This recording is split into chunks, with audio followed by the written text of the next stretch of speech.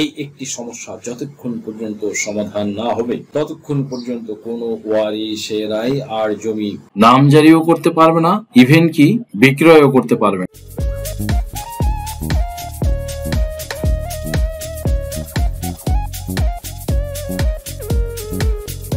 মন্ডলী, আসসালামু আলাইকুম।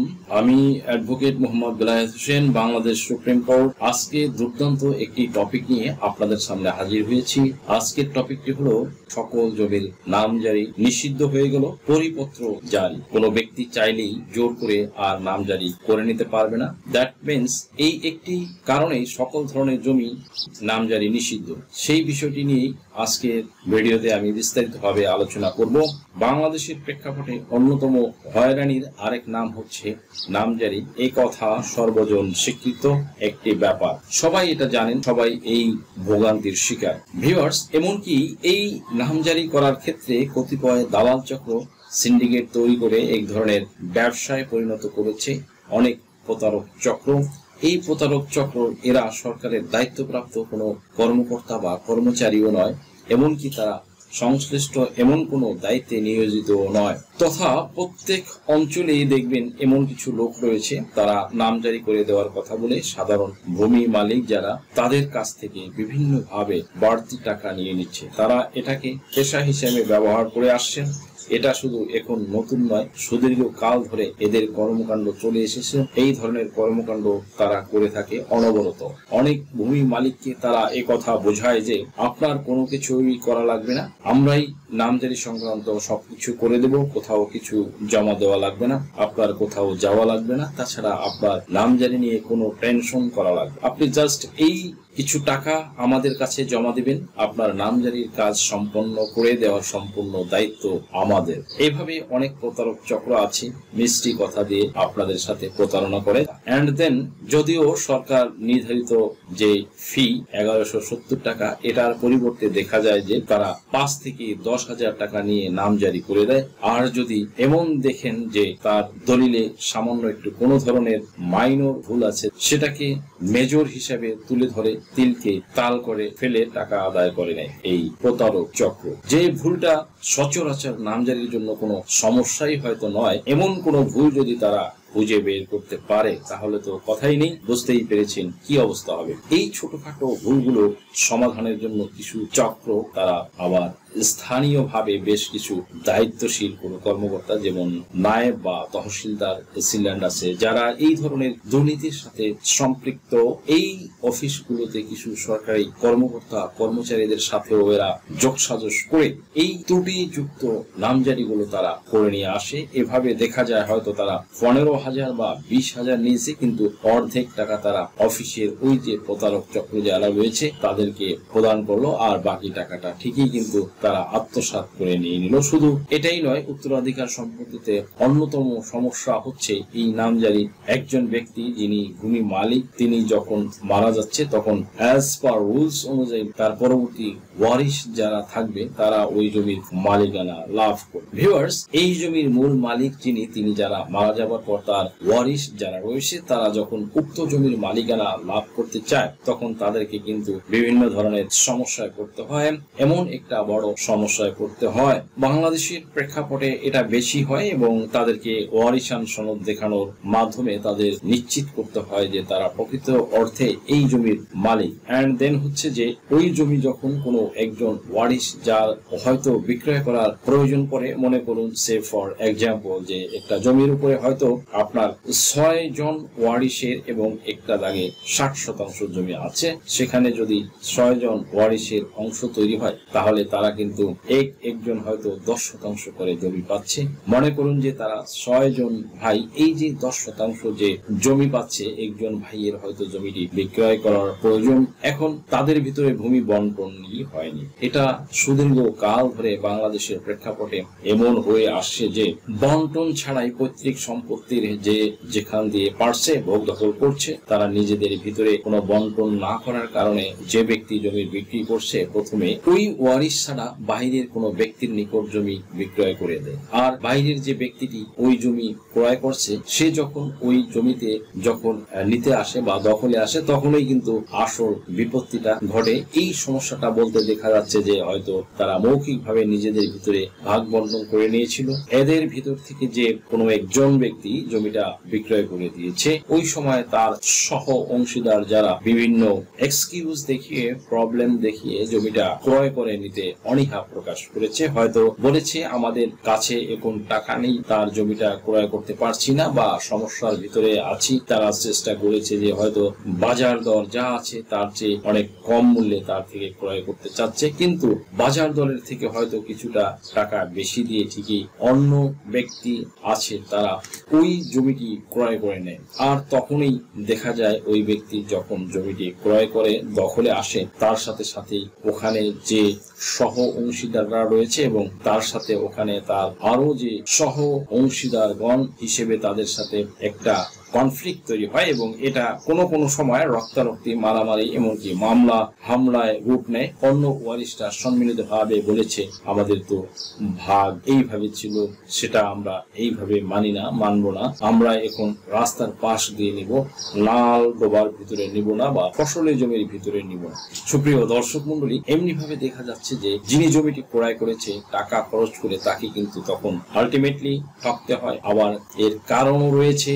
কারণ হচ্ছে যে উক্ত ব্যক্তি কিন্তু বন্টননামা ছাড়া দলিল বা জমি ক্রয় করেছে, এই জন্য তার কিন্তু দুর্বলতাও রয়েছে, কিন্তু দ্যাটস ওয়াই তার গচ্ছা দিতে হয়। এমনও অনেক নজির রয়েছে, তার জমি এবং টাকা দুটোই হারাতে হয়, আমসালা দুটোই হারাতে হয়। আবার অনেক সময় দেখা যায় যে ব্যক্তিটি জমিটি বিক্রয় করছে, তার হয়তো ওখানে রয়েছে 10%, কিন্তু আরো অন্যান্য দাগে 10% আছে। প্রতিমধ্যে কোনো একজন ভাইয়ের সাথে হয়তো সে আওয়াজ বদল করার মাধ্যমে সে ফর এক্সাম্পল সে বলল যে ভাই আমার ওই দাগে 10% বা 12% আছে, তুমি ওখান দিয়ে নিয়ে নাও আর আমি হচ্ছে যে এখান দিয়ে 20% বিক্রয় করতে চাই, এভাবে ও বিক্রয় করে দেয়। এটাও কোনো স্থায়ী বন্টন হলো না। এই ক্ষেত্রে যেই ব্যক্তি ক্রয় করেছে তিনি কিন্তু এটা ধরে রাখতে পারবে না, কেননা এই দাগে তার আছে 10%, বাকি যে 10% রেজিস্ট্রেশনের সময় দলিলে ঠিক অন্য দাগে রেফারেন্স দিয়ে বাকি 10%-এর উল্লেখ হবে। সুপ্রিয় দর্শক মন্ডলী, তাই উল্লেখ্য যদি অন্য কোনো ওয়ারিশরা বাধা প্রদান করে সেই ক্ষেত্রে যে ব্যক্তি জমি ক্রয় করে ওখানে এসেছে তাকে কিন্তু ঠিক অন্য দাগে চলে যাওয়া লাগবে। এটাই উত্তরাধিকার সম্পত্তির অন্যতম একটি মেজর প্রবলেম। তাই এই ধরনের কোনো অ্যারেঞ্জমেন্ট যাতে তৈরি না হয় সেদিকে সরকারের বিশেষ খেয়াল রাখা জরুরি। এমনও দেখা যায় যে এই ওয়ারিশান সম্পত্তি ক্রয় করার ফলে এমনও অনেক ব্যক্তি রয়েছে তাদের পরবর্তীতে মামলা মোকদ্দমায় যেতে হয়, ফলে তাকে বহু সমস্যায় পড়তে হয়েছে। দ্যাট মিনস তিনি সঠিক উপায়ে জমি ক্রয় করার পরও ওই জমির দখল ধরে রাখতে গিয়ে তাকে অন্য ওয়ারিশদের সাথে মামলায় জড়াতে হয়েছে, এমনকি নামজারি করার ক্ষেত্রে বিভিন্ন সমস্যায় পড়তে হয়েছে। তাদের জন্য খুশি সংবাদ হলো যে এখন থেকে যাতে আর এমন কোনো সমস্যা যেন কখনো আর না হয় এটা নিশ্চিত করার জন্য সরকারের পক্ষ থেকে এবার বলে দেওয়া হয়েছে যে এই একটি সমস্যা যতক্ষণ পর্যন্ত সমাধান না হবে ততক্ষণ পর্যন্ত কোনো ওয়ারিশেরাই আর জমি বিক্রয় করতে পারে। এই সমস্যাটা হচ্ছে বাটোয়ারা দলিল বা বন্টননামা দলিল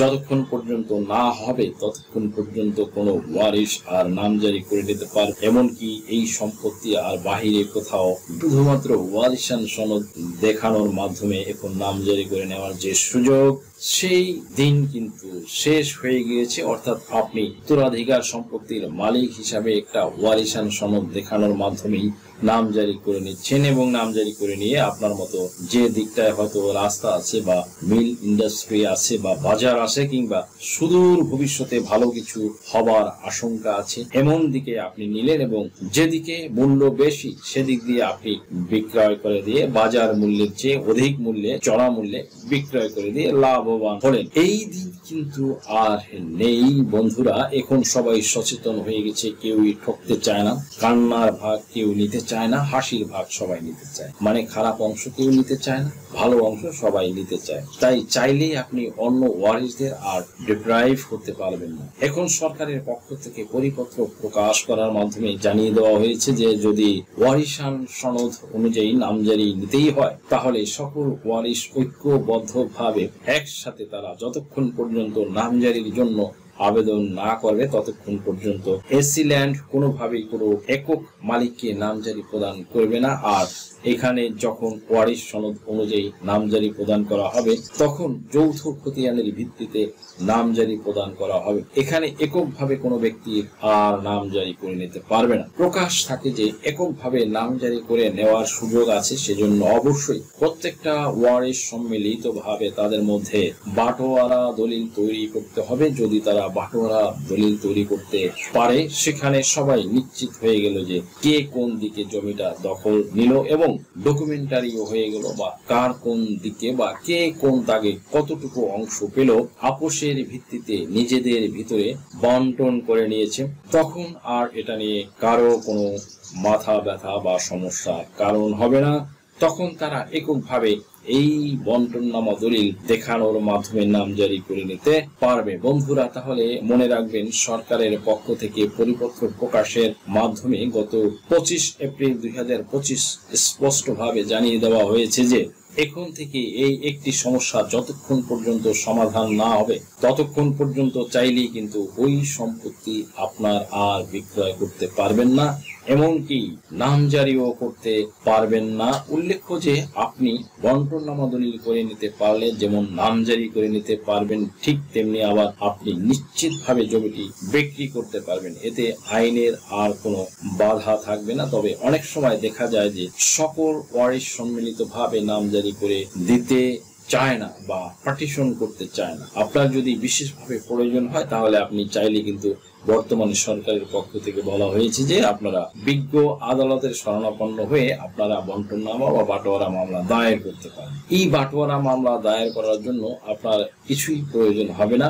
আপনি যে ব্যক্তির পক্ষ থেকে বাটোয়ারা মামলা দায়ের করেছেন সেটা প্রমাণ করার জন্য আপনার একটা ওয়ারিশান সনদ প্রয়োজন হবে। অ্যান্ড as well as আপনি যে ব্যক্তির পক্ষ থেকে জমির মালিকানা লাভ করতে চাচ্ছেন বা মালিকানা দাবি করছেন সেই ব্যক্তি যদি খতিয়ান অনুযায়ী মালিকানা পেয়ে থাকেন তাহলে সেই রেকর্ড খতিয়ানটা আপনার প্রয়োজন হবে। এছাড়া তিনি যদি ক্রয় সূত্রে জমির মালিক হয়ে থাকে তাহলে তার একটি দলিল এবং একটি নামজারি খতিয়ান এবং তিনি যে ভূমি উন্নয়ন কর বা খাজনা প্রদান করেছেন সেই খাজনা প্রদানের দাখিলা এটা এখন প্রয়োজন হবে।